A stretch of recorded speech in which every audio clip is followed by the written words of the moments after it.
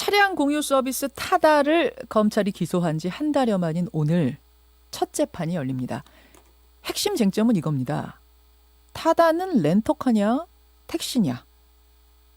검찰은 주장합니다. 사실상 택시다.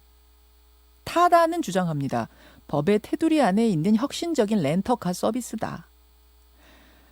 그런가 하면 이 법정 다툼과는 별개로요. 타다는 국회에서도 입법이 진행 중이죠. 일명 타다금지법이 본회의에 올라가 있습니다. 이게 통과가 되면 사실상 타다는 끝이라는 게 타다 측 얘기입니다. 자, 저희가 그동안에 이 대리인의 찬반 토론은 여러 번 했는데 타다 측과 직접 인터뷰를 해본 적은 없어요. 방송 첫 인터뷰입니다.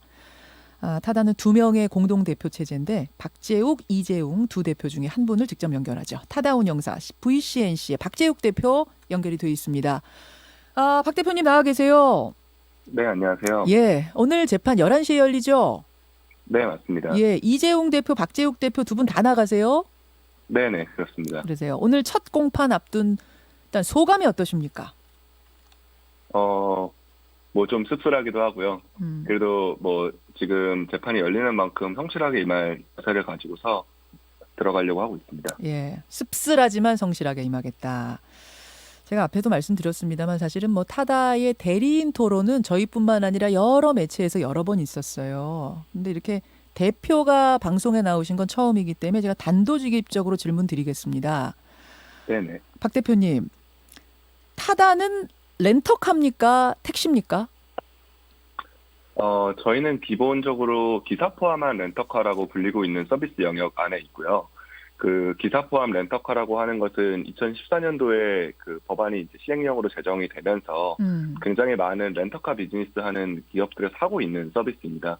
그 서비스 자체를 저희는 모바일로 옮겨와서 서비스를 하고 있는 형태라고 보시면 될 것 같고요. 이미 기사 딸린 렌터카 서비스는 2014년부터 있었다. 네. 그 말씀이에요. 근데 우리는 모바일과 그것을 결합시킨 것뿐이다 이 말씀. 네, 맞습니다. 예. 렌터카다 이 말씀이시죠?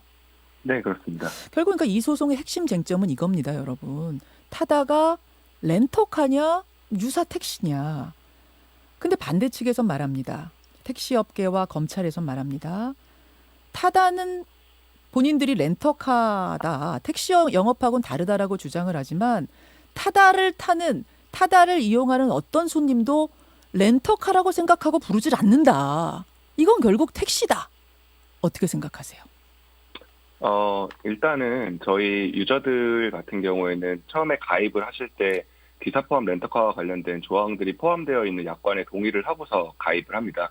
그리고 저희가 이런 불특정한 다수를 그 길에서 태우는 형태가 아니고 이미 약관에 동의되어 있는 회원들을 대상으로만 하는 예약제 서비스인 것이고요.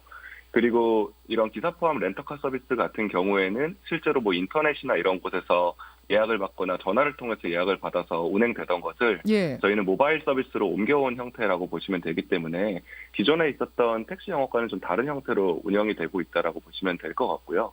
이러한 방식을 사실 처음으로 한국에서 시도했기 때문에 저희가 뭐 이런 오해를 받기도 하지만 근본적으로는 그 해외에서도 많이 있는 리모 서비스라고 하는 기사 포함한 렌터카 서비스를 모바일로 옮겨온 형태라고 보시면 될 것 같습니다. 그러니까 회원제라는 점이 택시 영업하고는 다르다. 택시는 길거리에서 이렇게 손들어서 잡아서 언제든지 탈 수 있는 거지만 타다는 회원 가입한 사람만 대상으로 하는 점, 이 점이 다르단 말씀이세요. 네, 그게 일단은 가장 큰 차이점 중에 하나일 것이고요. 예. 그리고 뭐 아시다시피 이제 법령에서 그 렌터카의 경우에 11인승에서 15인승을 인차하는 경우에 기사를 알선할 수 있는 조항이 있습니다. 그렇죠. 그렇기 때문에 그 조항을 그 2014년도에 이제 시행령을 통해 개정된 조항인데 그 조항을 이용해서 저희는 서비스를 합법적으로 하고 있다라고 말씀드릴 수 있을 것 같습니다. 바로 그 부분. 그러니까 지금 타다가 우리는 합법이다. 불법 택시 영업이 아닌 합법이다라고 주장하는 근거가 되는 그 법. 그러니까 11인승에서 15인승까지인가요? 거기에 대해서는 이렇게 마치 택시처럼 보이지만 렌터카 서비스를 할 수 있다는 요 부분을 지금 말씀하시는 거잖아요. 근거, 합법의 근거로. 네, 그 부분이요. 그 저희가 11인승에서 15인승만 있는 것이 아니고 뭐 장애인을 대상으로 한다든지 외국인을 대상으로 한다든지 만 65세 이상을 대상으로 한다든지 아니면 뭐 웨딩카로 쓴다든지 하는 부분에 대해서 렌터카를 빌릴 때 기사를 알선할 수 있는 조항이 있습니다. 예, 예. 그래서 그 비즈니스는 사실 굉장히 오래전부터 이제 이루어져 왔기 때문에 거기에서 그 2014년도에 추가된 11인승에서 15인승의 렌터카를 기반으로 하는 서비스에 저희가 모바일 기술을 접목시킴으로써 서비스를 이어가고 있는 것이죠. 그렇죠. 근데 여기에 대해서 이제 반대하는 측에서 말합니다. 애초에 그 법이 만들어질 때 취지는 관광을 위해서였다. 관광객들이 이제 소규모 관광객들이 불편하니까 그렇게 불러가지고 렌터카 기사까지 딸려서 관광을 할 수 있게 하기 위해서 관광 산업을 위해서 만들어 놓은 것인데 그거를 타다가 뭐 이렇게 말씀드려 죄송합니다만 교묘하게 이용한 것이다. 편법적으로 이렇게 주장하는데요. 저희가 그 서비스 운영하는 근간이 되는 시행령은 전반적인 사회적 합의라고 일단 생각을 합니다. 여객자동차 운수법 자체가 예. 1962년도에 처음 제정이 되고 그때부터 운전자 알선 금지 조항이 있었던 것은 아니거든요. 근데 실제로는 2000년도에 이런 금지 조항이 생기면서 반대로 운전자를 알선할 수 있는 예외 조항들이 몇 개 달리게 됐습니다. 예, 예. 그게 이제 장애인을 위한 거, 관광객 위한 거, 예. 네. 그다음에 이제 그 뒤로 이제 시간이 좀 흘러서 12년도에 국토해양부에서 자동차 대여 사업 이용 서비스 향상 및 발전 방안을 발표를 하면서 예. 그동안에 이제 뭐 외국인이나 장애인이나 고령자 등에 제한적으로 허용됐던 운전자 알선의 경우도 좀 원칙적으로 허용해서 장거리 운전 대행, 운전면허 위치득자 및 운전 미숙자 등의 이용 서비스가 가능하게 된다라는 문구가 담긴 이런 보도자료도 배포를 했습니다. 그래서 사실상은 전면적으로 이 기사 알선을 허용하려고 하다가 그 뒤에 더 많은 논의를 통해서 시행령을 통해서 11인승에서 15인승 승합차에 대한 운전자 알선을 할 수 있다는 것만 법안에 담겼거든요. 그래서 이런 과정을 통해서 시행령이 만들어졌기 때문에 이게 전반적인 사회적 합의를 담고 있는 시행령이라고 생각을 합니다. 그게 단체 관광객을 사실은 지금 단체 관광객만 타다를 쓰는 게 아니잖아요. 관광객이 아닌 우리 일반인들도 많이 쓰는데 그 부분에 대해서는 어떻게 생각하세요? 원래 취지를 흐렸다라는 부분에 대해서는. 그게 사실 입법 취지에 대해서 뭐 여러 가지들이 있지만 입법 취지를 올리는 거에 있어서도 국민 임차인의 편의와 그다음에 관광 활성화를 위해서라고 되어 있거든요. 그래서 사실상 이게 협의의 범위로서 관광 활성화를 위한 것뿐만이 아니고 예, 예. 임차인들의 편의를 위해 이런 조항들이 달렸다라는 것이 분명히 적혀져 있는데 임차인의 편의나 관광 서비스 5어의 의미로 있다 이 말씀이세요? 네네 맞습니다. 그 앞부분에 우리는 주목한다. 임차인의 편의라 하면 꼭 관광객만 의미하는 게 아니다. 네네. 자동차 임차인의 편의 증진이라는 부분이 분명히 앞에 달려 있습니다. 이제 그 해석을 놓고 여러분 지금 이제 법적 공방이 벌어지는 겁니다. 그 해석을 놓고.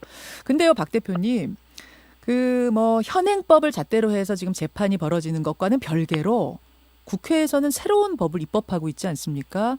29일에 네. 이제 필리버스터 때문에 본회의 안 열리면서 이게 처리가 안 됐습니다만 박홍근 의원이 내놓은 법안, 이른바 타다금지법. 이게 통과되고 나면은 현행법 가지고 지금 재판하는 것도 무의미해지는 거 아니에요? 네, 그럴 수 있습니다. 그럴 수 있죠. 여러분 박홍근 의원이 낸 타다금지법은 저희가 지난주에도 설명해 드려서 아시겠지만 이런 겁니다. 타다는 공항과 항만에서만 부르거나 아니면 한 번 부르면 6시간을 쭉 사용하게끔 그런 사람만 부를 수 있도록 하자. 그래야 애초에 관광객을 위한 서비스라는 개념의 취지법에 부합하는 것이다. 어떻게 생각하세요? 사실 이거는 저는 제한 규제가 아니고 아예 전면 규제라고 생각을 합니다. 이게 타다 금지법이기도 하고 그 외에 더 확장돼서는 한국에서 모빌리티 혁신을 하는 것 자체가 굉장히 힘들어지는 모빌리티 혁신 금지법이라고 생각을 하거든요. 모빌리티 혁신 금지법이다라고 생각하세요? 네, 이게 기본적으로 말씀하신 것처럼 타다식 사업 모델을 불가능하게 하는 이런 방면이 있는 것뿐만이 아니라 운행 대수의 제한이라든지 기여금 부담 등에 대한 것들이 전반적으로 예측 가능성을 매우 축소시키기 때문에 이 기본적인 모빌리티 회사들이 나올 수 없는 구조의 법안이라고 생각을 합니다. 그냥 아예 그만해라, 죽어라 하는 법이라고 생각하세요? 모빌리티 산업이라는 것 자체가 한국에서 싹 타본 적이 없는데요. 그 싹이 사실 트기도 전에 말라 죽일 수 있을 만한 법안이라고 생각을 합니다. 근데 아예 하지 말라는 게 아니라 공항과 항만에서는 부를 수 있고 타다를 또 6시간 이상으로 쭉 렌터카인데 한두 시간 쓰는 건 말이 안 된다. 6시간 이상 쭉 쓸 사람만 불러라. 이런 건데. 저희가 운영하는 또 소카라는 서비스 같은 것들을 보면요. 예. 저희가 기존에는 하루나 이틀 단위로 빌릴 수 있는 이 차량 공유 서비스 자체를 저희가 1시간, 2시간 단위 혹은 뭐 30분 단위까지도 쪼개서 빌릴 수 있도록 만드는 걸로 하여금 새로운 시장을 열었거든요. 예. 그래서 카쉐어링이라는 서비스 자체가 기존에 없는 방식이었지만 이렇게 짧게 빌릴 수 있도록 됨으로써 새롭게 시장의 니즈를 만들어내고 거기에서 새로운 시장이 형성이 되었는데 그런 것들을 사실 전면적으로 못하게 막음으로써 이동 편리성을 갖고 있고 일상에서 쓰고 싶었던 분들이 못 쓰게 만드는 법안이기 때문에 그런 부분에서 시장 자체가 굉장히 축소될 수밖에 없는 현상인 거죠. 근데 박 대표님, 사실은 이제 법정 다툼이 바로 시작이 된 게 아니고 대타협 논의가 있었잖아요. 정부가 택시업계하고 모바일 모빌리티 업계 양쪽을 불러놓고 대타협 테이블을 열었었습니다. 그때 타다도 참여하셨었죠? 카풀과 관련되어 있는 사회적 대타협에서는 저희가 참여를 하진 않았었고요. 그때는 안 했고. 그 뒤에 이제 그 국토부에서 실무기구를 열 때는 저희가 참여를 했었어요. 그랬었죠. 그때 나온 안이 뭐냐면 타다 같은 이제 서비스 업체에서 기여금을 정부에 내고 그 기여금으로 정부가 택시 면허를 사들여서 타다에 빌려준다. 이렇게 해서 서서히 좀 같이 공존할 수 있는 방안을 마련해 가자는 거였는데 타다가 곧 발전 방안을 발표하면서 10,000대를 증차하겠다. 사업 확대안을 내놨습니다. 이 부분에 대해서 기존 타협안을 깬 것이다. 정부나 택시업계나 강하게 반발했었는데 이건 어떻게 된 건가요?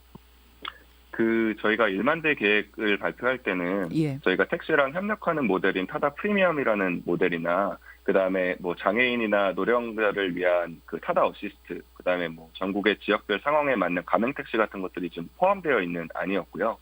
사실 그럼에도 불구하고 저희가 이런 기존 산업과의 갈등을 최소화하는 정부랑 그다음에 택시업계 목소리에 따라서 택시와 상생할 수 있는 모델인 타다 프리미엄에 집중해서 확대를 하고 타다 베이직에 대한 증차를 보류하고 기존 산업의 경쟁력을 좀 제고하기 위해서 가격을 인상하는 등의 저희가 방안들도 다시 그 뒤에 내놓았거든요.